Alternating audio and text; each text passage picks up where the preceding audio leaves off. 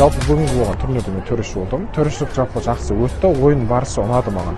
Жалпы сәттілік формуласына қатысты келетін болсақ, бүгінгі дебат турнирі осы дөңгелек столға сай келгендей, ойыншылар өзінің білікті тұстарын көрсетіп, ең жүйріктерді ғана біз сараптап шығарды. Жалпы жүйрік болған топта ең күшті формуланы және өмірге бейімділікті көрсетіп берді бізге. Барлықтарыңызға қайырлы күн. Есімім Бақытгүл болады. Халықаралық бизнес университетінің 4-ші курс студентімін.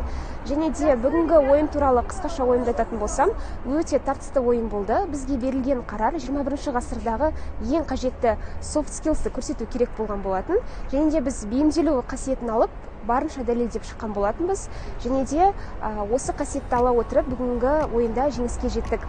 Барлық ұйымдастырушыларға, қатысушыларға көптен көп алғысымды білдіремін.